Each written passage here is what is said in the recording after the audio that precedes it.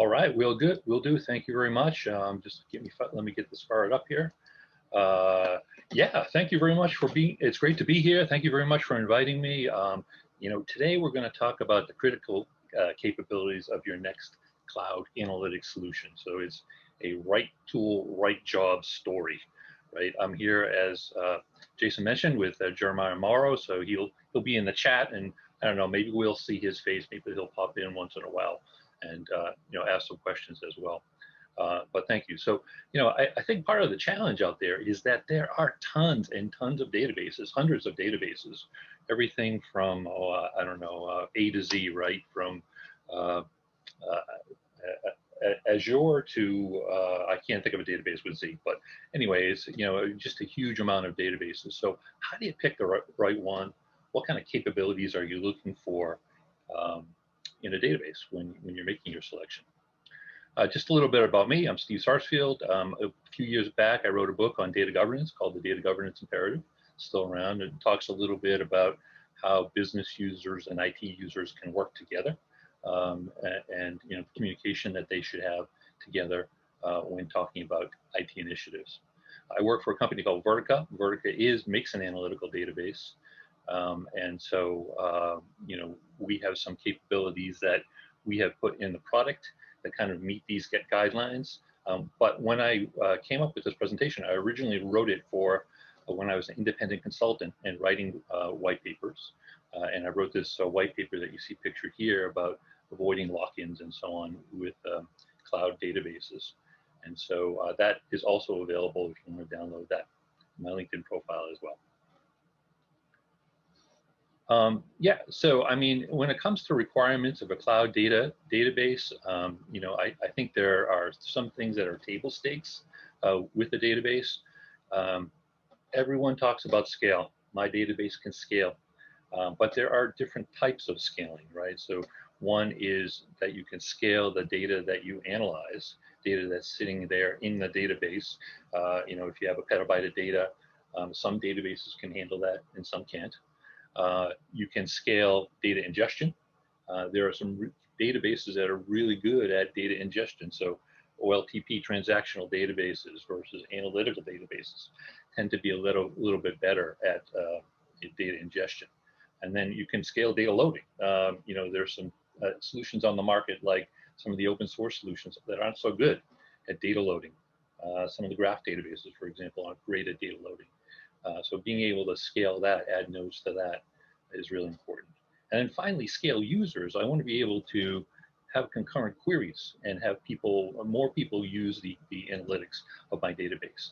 All of those things should be very elastic as well, right? So I should have the ability to scale up and scale down, add nodes, reduce nodes, and be very elastic in that whole scaling capability. So I think that's one of the parts that you need to watch out for when someone says, my database scales. Well, in what way does it scale? And make sure you're clear about that. Then a database also should have external data lake capability. So I have Parquet files, I have ORC files, I have external text files. I want to be able to use those without necessarily having to load them into the database, right? So that's pretty important. And then I also want to be able to perform diverse analytics. I want to do SQL. Maybe I want to do R and Python. Maybe I want to do time series or geospatial analytics, depending on what your use case is. And then all of those things, they need to be wrapped in encryption and security.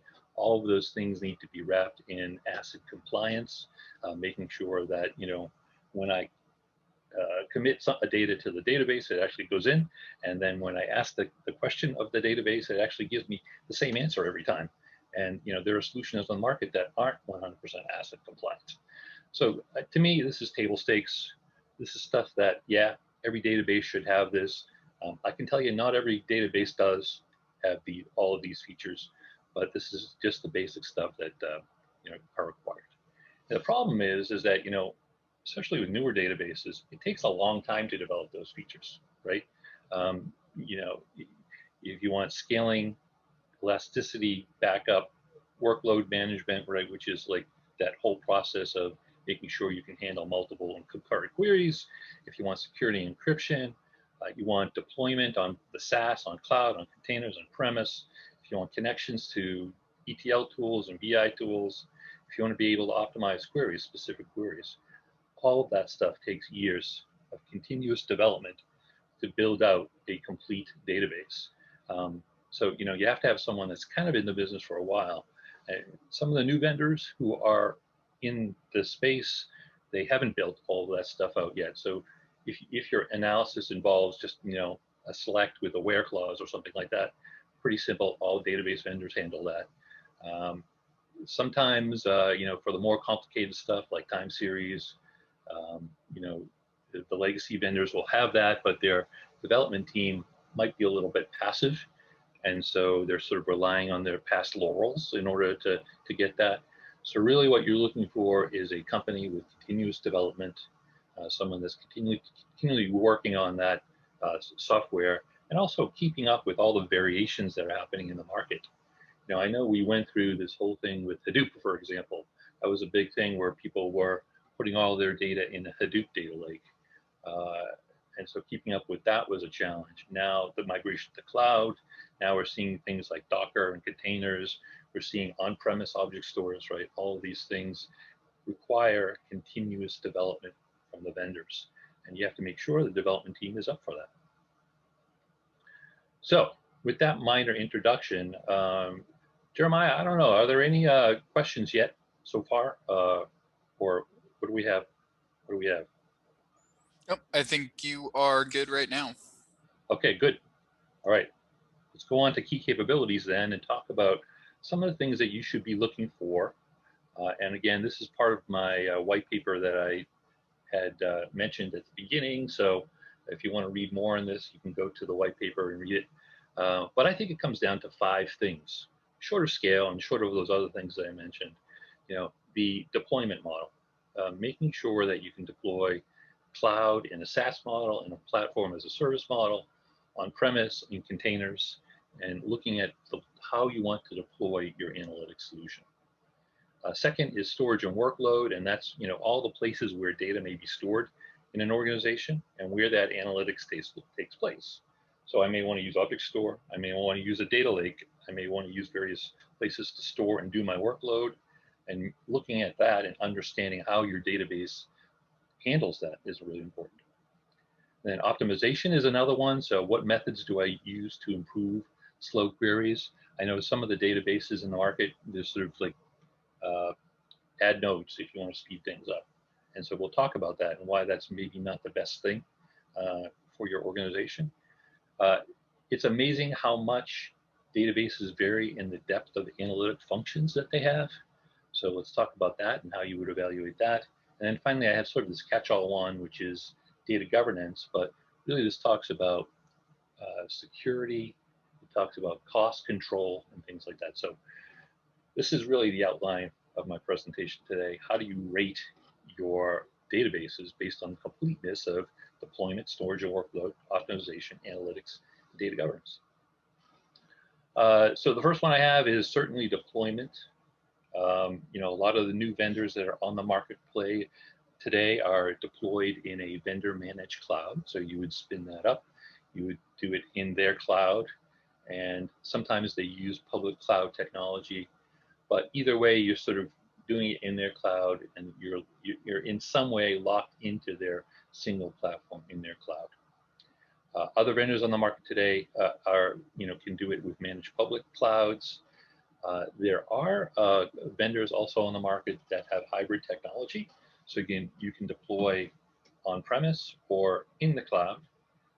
And so you can also use not only S3 buckets, but on-premise object stores like Pure and Minio and Dell ECS and so on. And then I think it's important also to think about what the next big thing is coming down the line, right?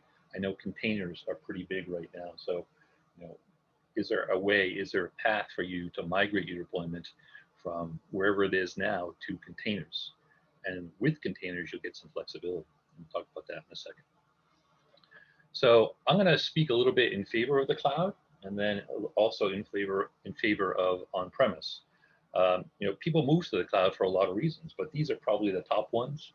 They want to move CapEx to OpEx, right? They want to get away from capital expenditures, and it's much easier to get, OpEx rather than CapEx. So That's a pretty big one. Scaling inelasticity, that's really the promise of the cloud, being able to move there. Number 3 is it's really cool. Everyone's doing it. Everyone's moving stuff to the cloud. So that's great. It's going to save you cost on a physical server room. It's going to help you be more self-serviced. And then, there's this whole concept of data democratization, where I'm trying to make sure that everyone in my organization can use analytics and can use data. And that's really great. And that's, some of the promise of the cloud that we see. I think there's the jury is still out whether cloud is going to be cheaper ultimately than on-premise, but these are all really good reasons why you might want to move to the cloud. Now, though, what about on-premise? So it's funny. I had this customer from Catch Media. It's a Vertica customer, and they ran the numbers between a co-location service, which is on-premise, versus cloud. And then they also ran the numbers for cloud committed, meaning that they made a deal with one of the cloud providers and they got a little discount on some of the servers and so on. And it's pretty interesting to look at the numbers. So in this case, they needed a few servers. So they were thinking about buying the racks. The cost, $18,000. The maintenance on that, 18,000. And then the servers and the network and the storage. That ended up being about $60,800. And then compared to sort of like off-the-shelf cloud prices, that ended up being $442,000 for their particular analytical workload. And then when they negotiated with the cloud vendor, it came down to about $316,000. So as one of the vendors here, as one of the people said, they could, for the same cost of cloud services, you can buy a whole new set of servers every 2 months. Based on that. And if you want to read more or hear more about this case study, definitely go to the Bright Talk webcast that's shown here on this page. But it's pretty interesting when you run the numbers. It's not entirely clear which one is going to save you the most money, and different strokes for different workloads, I guess you could say. And if you want to run it on the cloud and make it really easy, that's great. But sometimes you can save money by doing it on premise. And then on the horizon, of course, I mentioned this a couple times, but we have Docker, and there's some great promise with that. That can be on-premise or in the cloud. There's some elasticity that you get from that is just really amazing. You can share compute resources, so I can run analytics. I can shut down those analytics and then use that same hardware or those same compute resources for different workloads. Really great stuff. On the horizon, also really growing in popularity is object store. So vendors like Scality and Pure Storage and NetApp, we're able to actually take and put data on them and use those storage containers or those storage facilities as a main repository for the data. And by doing that, you really lower costs.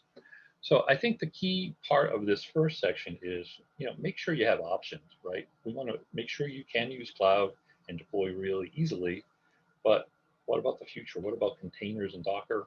And what about object store? What about also maybe that need to pull stuff back in and use it on premise? Make sure you have options when you're choosing your solution. So I'm going to stop there. That's part 1 on deployment. What do you think, Jeremiah? Some Q&A? Yes, Steve. Can you hear me? Sure, yeah. Okay, perfect. Could you share some of the critical capabilities for cloud analytics solutions and some potential uses for early adoption? Well, yeah. That's what we're going through here. So cloud analytics solutions are really what we're talking about. It's cloud databases. I don't know. Am I misinterpreting that question, Jeremiah? What do you think? I think we've gone through some of it. Yeah. William, you have any clarification for us? Maybe you could talk about a couple of customer use cases. Yeah. Where are we being used in the cloud? Yeah, absolutely. Yeah. And there we go. Yep, that's what he wanted. That's part of this presentation for sure. Okay, cool. Great. There's Q&A boxes here as well, gents, if you want to tackle some of those. Yeah. Oh. Yeah, look Find at the Q&A, Jeremiah? Yeah. Okay, I have a good one here, and Jeremiah, help me out on this one. So it says, Harry A says, do you feel that homegrown solutions do not provide the same level of capabilities as third-party vendors? Um, so homegrown solutions versus capability. So like build versus buy, sort Build of. versus buy, yeah. Yeah. What are your thoughts on that, Jeremiah? I think it comes down to a question of openness versus support, and it's a fine balance to strike. Certainly, one of the biggest challenges from a cloud data warehouse standpoint is what you were talking about with lock-ins. So you put your data in, maybe in a year, maybe in 2 years, you want that data to come out. Maybe you want to go to another cloud or something like that. And your flexibility is limited a little bit. On the other end, from an open source standpoint, not necessarily having some level of support limits ease of use. So I think probably maintaining flexibility in deployment options would be one of the critical capabilities for evaluating cloud data warehouse solutions. Yeah, I mean, I agree, and I think it's pretty interesting in the whole build versus buy scenario. I don't think many people want to build a database. I think No. people want stuff that's kind of canned and out of the box, and so I think that market is pretty challenging. And to some extent, it's what you get when you use open source solutions. You're sort of building your own. You get a basis, you get a backbone, but you have to build your own analytical solutions. So, to me, what you want when you buy a database is you want to have advanced analytical capabilities. You want to have the ability to do SQL and Java and, all of the languages. So, yeah, I mean, that's really an important factor. Getting the features that you need and not having to build those out of the box. Yeah, for sure. With the increased, we're on a container slide now, it looks like. So with the increased move to containers, what do you recommend to make sure you are using secure containers?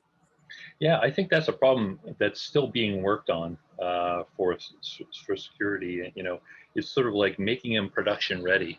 At the beginning of the presentation, I talked about how it takes time to build things like security and backup and all of the features that you need when you have, when you really have an analytical stack that works well within your organization. And containers are fairly new. So we'll have some early use cases that come out, but I think a lot of those features are still being built out and being fleshed out in the market. For sure. This one's near and dear to, I think, both of our hearts. Given many companies have on-prem data solutions, is a hybrid model the best way forward, or do you recommend moving fully to the cloud as the one factor people miss in cloud data ingress and ingress and egress charges in the TCO calculator? Yeah, when I poll our customer base and I ask folks who are in the market out there, like, hey, are you doing cloud or are you doing a hybrid? Are you doing on-premise? Most of the people that I talk to are working on hybrid architectures. Yeah. And I think there will be certain workloads that will just be so easy to spin up in the cloud, load your data, get it done, and spin it back down. And other workloads, not so much, right? That you have to keep on premise, whether it's for security reasons or whatever reason you need to keep that stuff on premise. I think one of the things that we try to do here at Vertica is we try to make it so that your license is fungible, as we say. So, if you're spinning stuff up on the cloud, you can use that license for that. And once you spin it back down, you can transfer your license back to on-premise, right? And I think that will be the model that companies will use going forward, is that it sort of doesn't matter where your workload is. You can spin it up anywhere in cloud, containers, object store, non-object store, bare metal. And I think that will be the model that people will use going forward. Yeah, for sure. I before this, I worked at a cloud services company that probably nobody on the phone has heard of, but ingress and egress charges are absolutely one of the most hidden costs and one of the costs that are completely missed when you're talking about data moving around. We have one customer who uses Vertica for autonomous vehicle testing. Vertica machine learning, and those, just to give you an idea of scale, it's about a single car produces about 11 terabytes of data every day in a test, and eventually, because of ingress and egress charges, that data just gets too big to ever move off-prem. And the reality is, if you have a solution on-prem that gives you the flexibility to separate compute and storage, as an example, you don't ever have to move that data out of your data center. So, so Hey, let's keep going. let's keep going. Yeah, There's let's talk still about a bunch of questions, but yeah. Yeah, I Back know. to This you. is great. Thank you. Thank you for your questions, guys. Appreciate it, folks. So the next area that you need to look at is sort of like storage and workload. And so, this is where is your data stored and where must the analytics take place? I think a lot of the cloud-based databases require that you take data and you load them into the database, into the format that's optimized for the cloud database. There are some on the market, for example, that do external data, Oracle and Parquet, and so that's the typical data lake, text files. It might be JSON files that are sitting outside. There are some that handle those flexible schemas that you need in order to use JSON and other formats. Sometimes those formats and those schemas, the metadata there can be very much changeable. And so handling those flexible schemas is really an important feature that you have to have. And then finally, I think there's data that's probably really important that you need to keep hot. You need to load that in your main, most fastest database that you have. Like, for example, the CEO's dashboards, that probably need to be really fast. And then there's data that can be cold. So a typical example of that is a data scientist doesn't really care how long a query takes. If it takes a little longer, it's no big deal. They're sort of doing experiments, right? And do experimental stuff. So there's keeping data hot and keeping data cold and being able to tier back and forth. And that really helps you optimize costs. It makes the ability for you to use data without having to copy it into the database, and that's expensive. And then, again, not all data is the same. Not all data has the same SLA. And so making sure you're able to handle all of that stuff is really important. When we think about data handling, I think there are some common formats that you run into in the field. Of course, there's the database format, the proprietary database format. There's data lakes, and that could be existing in on-premise object stores or S3 buckets. It could exist in Hadoop already if you have one of those left over from the Hadoop days. And generally those exist in Oracle and Parquet and text and JSON. And then you might have streaming formats where data is coming in Kafka streams or Spark streams. So being able to insert, update, delete very quickly when you're handling that data is really important. So all of these formats are pretty important to handle. From our point of view, there's sort of a pretty big distinction between a data warehouse and a data lake. Now, I know data lakes have sort of got out of favor recently because I think people expected them to be data warehouses, and they're data lakes. They're not data warehouses. Some of the differences are that, in a data warehouse, it's 100% ACID compliance. So when I commit to the data, I'm pretty sure it's committed. When I ask it a question, I'm always going to get the same answer, right? That sort of thing. It's predictable. It's reproducible. There's generally excellent concurrency when serving analysts.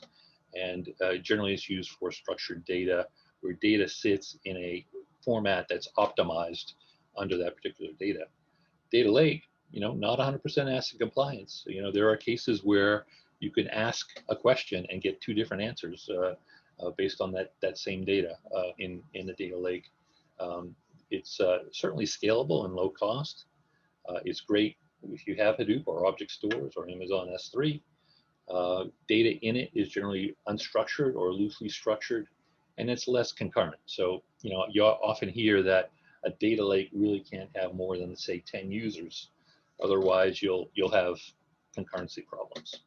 So, there are trade-offs between the two. I can have a really low-cost data lake where I can store a lot of my data, but I'll have less concurrency, less performance, or I can put everything in the data warehouse and everything's super hot and super fast. It would be nice though, and this is kind of things that we offer, just the ability to use both of those at the same time, right? I should have data in my data warehouse and data in my data lake, and the ability to leverage either one of those seamlessly is really a key feature of your database. So can I use the solution to leverage both the data warehouse and data lake without having to take and load that data into the data warehouse? Using those external files and leveraging that external files is key.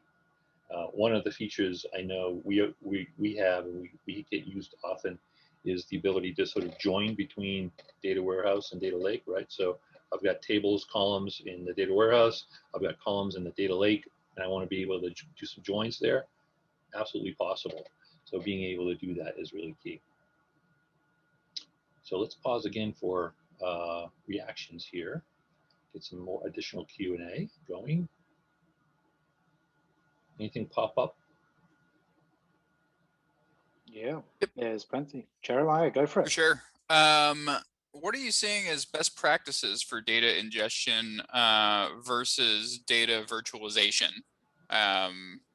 This person is in a healthcare field and has significant amounts of data in structured databases, but to move that to a data warehouse seems like a waste of time.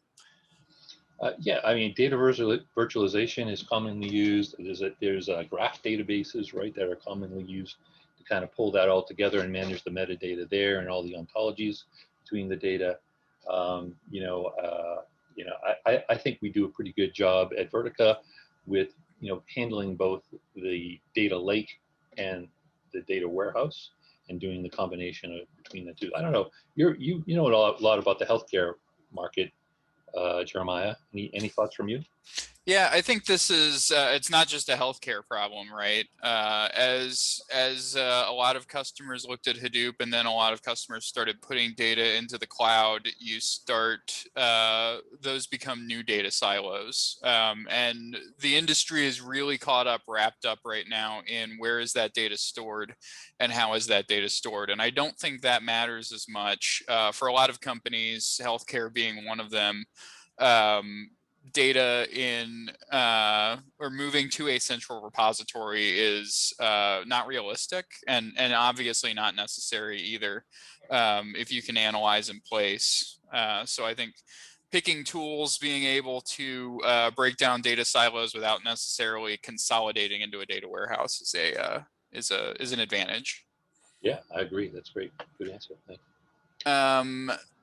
So this person, Mario, says, security is easier on-prem, but cloud is the future. How have you found that encrypting in transit and at rest is a necessity?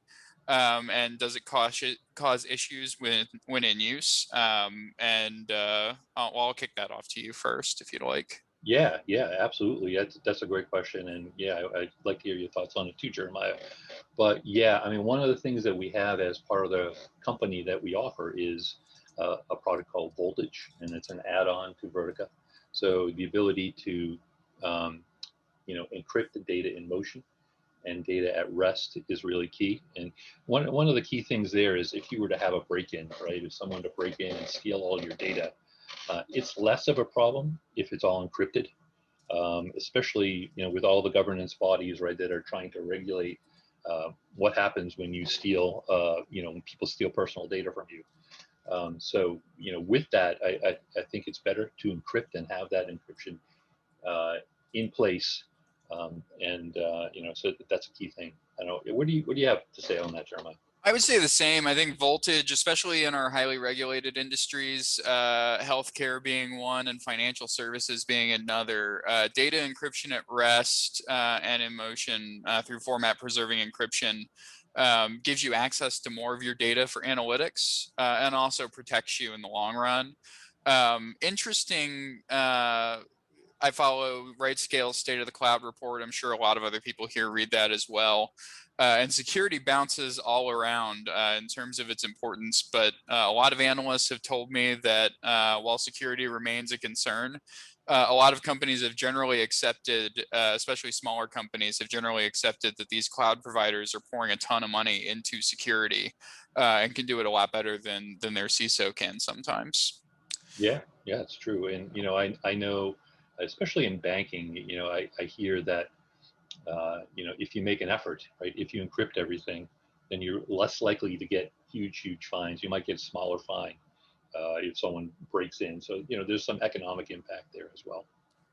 For sure. Data democratization. Are you seeing a gap between data governance, the data governance committee, and the technical delivery teams for analytics decreasing? Yeah, I mean, data democratization really is about, sort of not having to wait for 5 days for someone from IT to spin up, an instance so you can do and run your analytics, right? This is people that, you can spin up a cloud instance, you can load your data, and you can do analytics right away, which is good. Yeah. But it's also bad, right? It's also bad that, you're making copies of the data, and it's sort of unregulated in the way that you're making copies and using the data, right? The business users may not follow the same rules for encrypting the data or using the data or access to it, right? And so you're sort of taking it out of the hands of IT, which has the governance of data in mind, and maybe putting it in people's hands who don't necessarily have that in mind. Sure. So, that's the huge trade-off, right? Right, Jeremiah? Yep, I agree. Yeah. Let's keep it moving. There are a couple other questions. I'll try and answer some via typing, but I definitely want to get to the customer stories. Yeah. So one of the things that I want to talk about too, the third option that we have when you're evaluating databases is optimization. So what options do you have in order to optimize and improve slow queries, right? Of course, the key one that a lot of cloud vendors have is add more nodes, right? That's all we need to do is add more nodes, and when you're done with those nodes, spin them back down. But there are some other options that you have around being able to tune specifically slow running queries, or being able to handle some of the peaks and valleys that you have in terms of the analytics that you have.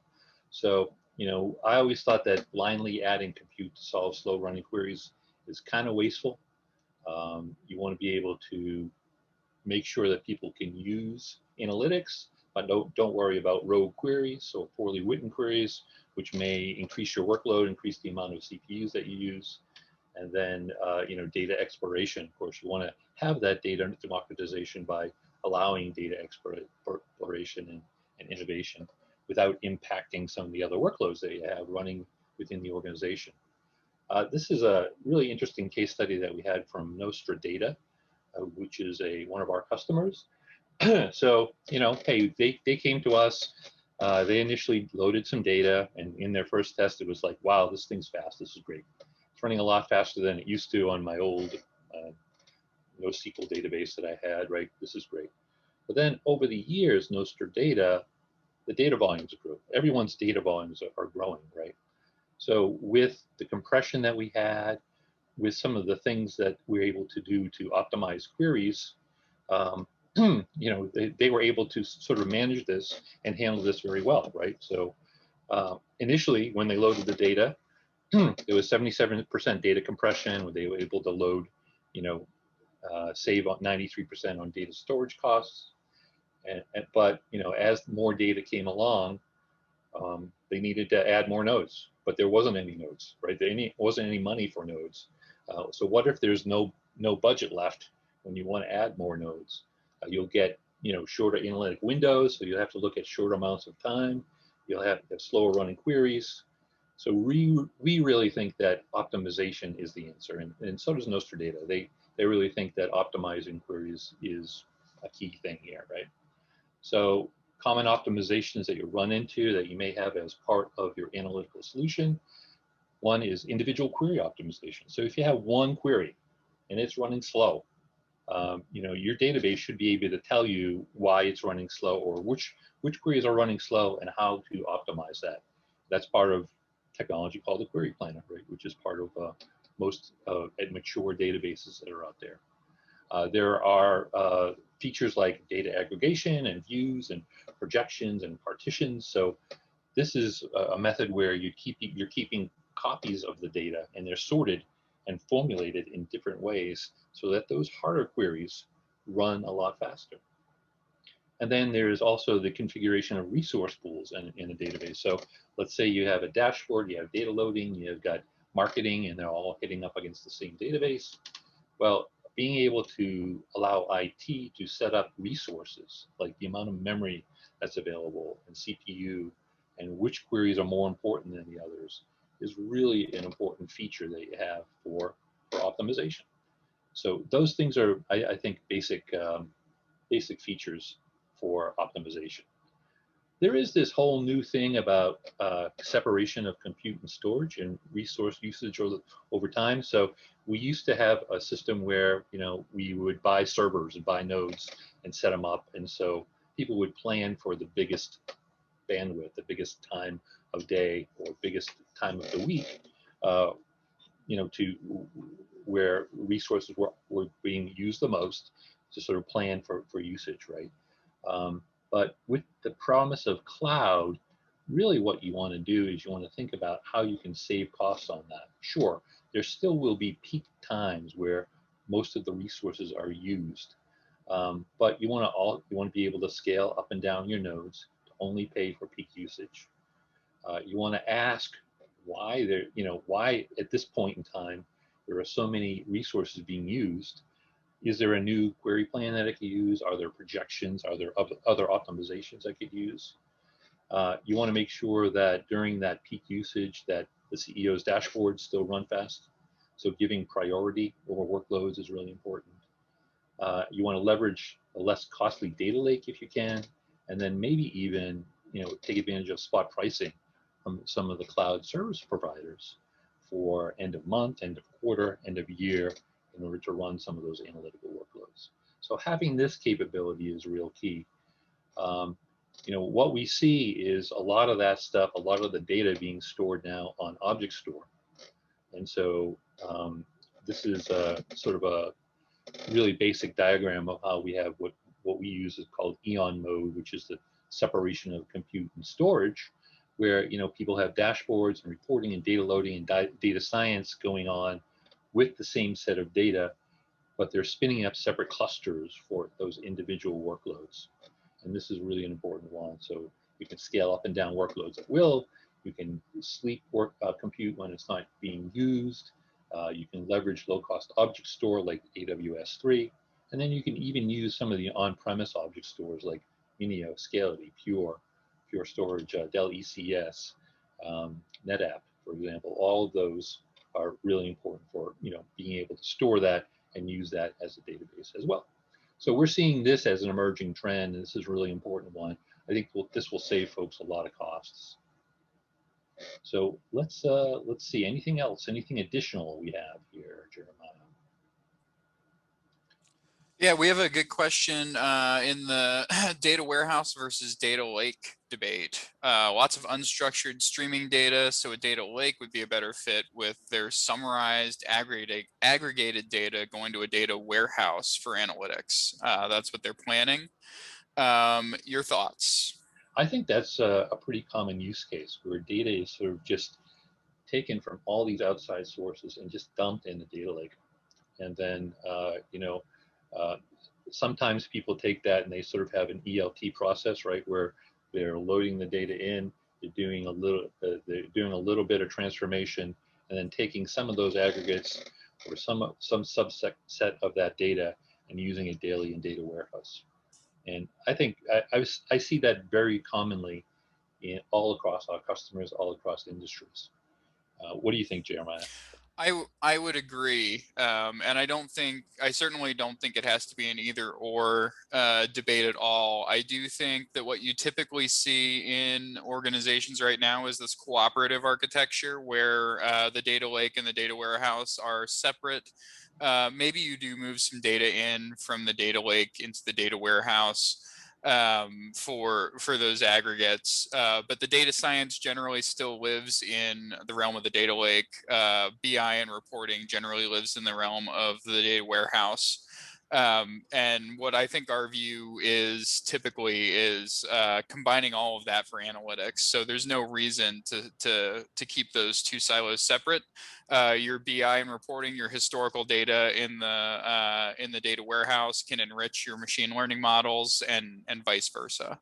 But again, we get to this question of like how you're storing the data, and I think more importantly is how are you bringing all of that data together for analytics.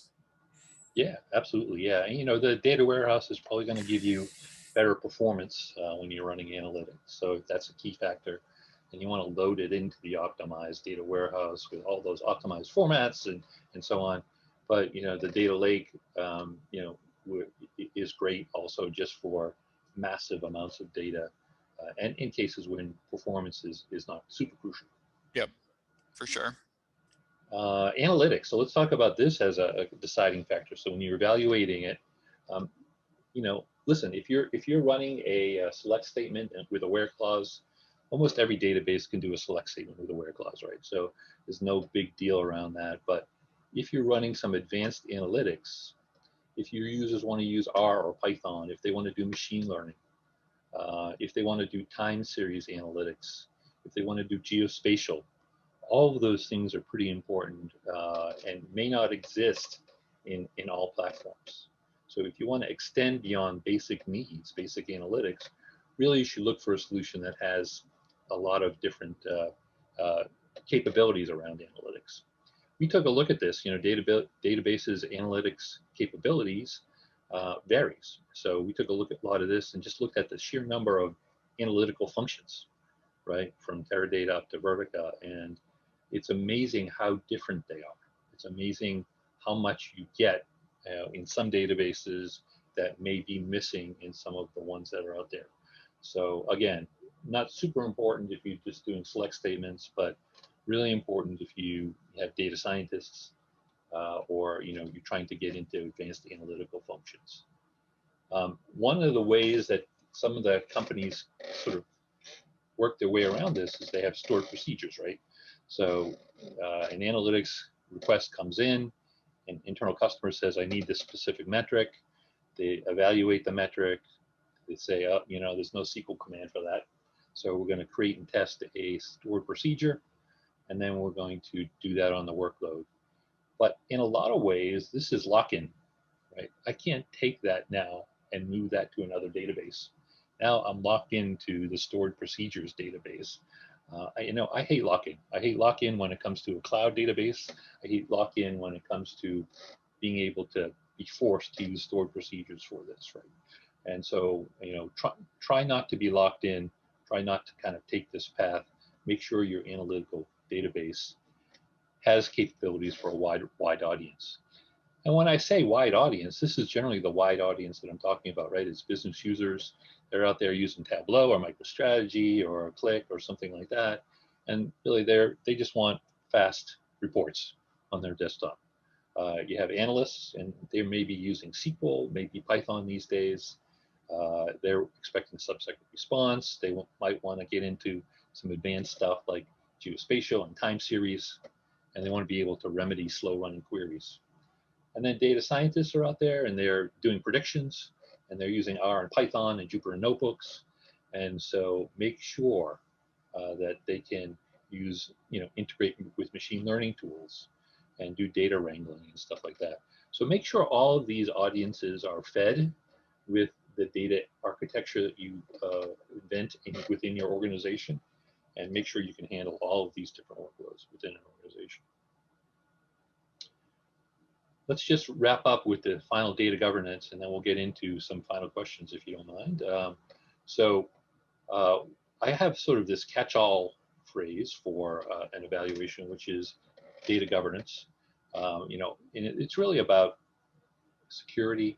It's about access control, managing PII and GDPR, how much freedom is given to people in business versus IT.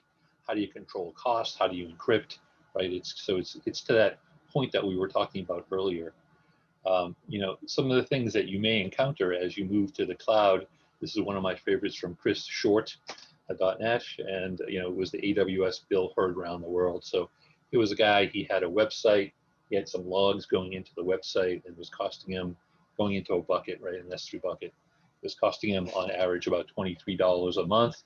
And then suddenly in June 2020, his bill went to $26.57. I think a lot of people are sort of running into this with the cloud, right? All of a sudden you get this huge bill and you're like, what happened? What was that for? In this case, he had written kind of a bad script, and the script was overrunning his bill. Eventually, he spoke to the cloud vendor, and got his money back. But as he was going through the process of figuring out what happened here, he was thinking about hackers, he was thinking about errors, he was thinking about users, all sorts of things that could have gone wrong to cause his bill to go from 23 a month to 26.57 a month. So that's one of the things that you need to sort of think about, how you're going to manage it, how you're going to control that. And then of course we've touched on this a little bit. GDPR, break-ins, fines, right? Virgin Media, highest possible fine for a GDPR data breach. If your data is encrypted in motion, encrypted as it's stored, that is a really, it can save you a lot of money when it comes to the fines. It's important to note that this is not a case of the database being hacked, though. This was an error by a member of the staff who accidentally let the data go out. So you need to put the data governance and policies as well in order to make sure that these sort of data breaches don't happen. So when it comes to making your evaluations, just to summarize, I think it's important. Let's have a conversation with the business users. Tell me about who's using the analytics, what scenarios they are, where's the data, will the data be moved into one place, or do I, have it in various places? Does the data analytics require some kind of SLA? Are there particularly long-running queries for the optimization part? And how are these long-running queries impacting your life? Finally, what kind of analytics are you using, and who's managing the costs around that? So if you can go and sort of evaluate the solution that you're planning to use based on this criteria, I think it's key. And even go, excuse me, so far as to rate them, right? So if there's only one place to put the data, maybe you rate that on a scale from 1 to 10 and decide whether that's going to work for you or not. So I think that's a key way to sort of rate these. So that is all I had. How are we doing for time here? We're doing pretty well. So we just finished up just in time. We did indeed. So any further questions here? Just wanted to say there was one that last came in. We didn't tackle that one, right, Jeremiah? Right. I'm pretty sure. Yeah. Tackle that one. Yep. Are you finding that streaming data live as opposed to long-running queries is becoming more popular? And does live streaming via an API have benefits? I think both are important. You have to think about it. So let's say, for example, you have a security application, right? And the security application monitors your network to see if there are any break-ins. First, it has to monitor to see if there are any break-ins, right? So it's looking at the live stream saying, is anyone breaking in now? But then after there is potentially a break-in, you also have to go and potentially look at a year, 2 years, 3 years worth of data, right? So those are completely different problems, right? Looking at the live stream, trying to understand what's going on now is one problem. Looking at 3 years worth of analytical data and trying to wrap around about, whether this has happened before is another analytical problem. It's kind of the difference between OLTP and OLAP, right? Databases. So yeah, I wouldn't say one is more popular than the other, but both are certainly needed in many organizations.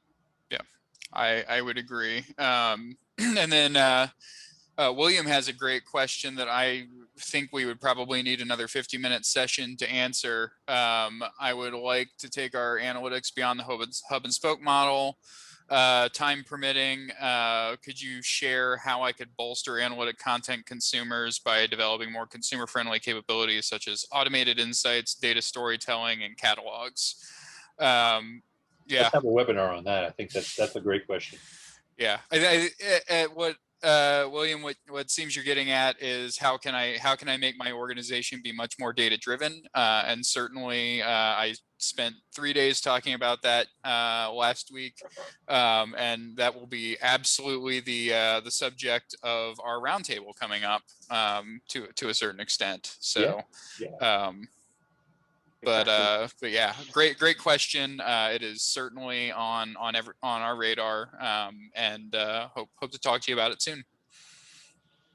Definitely. And to Jeremiah's point, lovely segue to the roundtable that's coming up in about 7 minutes time. So first and foremost, I want to take the opportunity to give a massive thank you to both Steve and Jeremiah for leading that session. Steve, thank you very much for taking us through the deck. Jeremiah, thank you very much for being active in Q&A. That was really well done. So thank you both greatly. And I'd like to ask the audience to join me in a round of applause for them, wherever you may be stationed right now.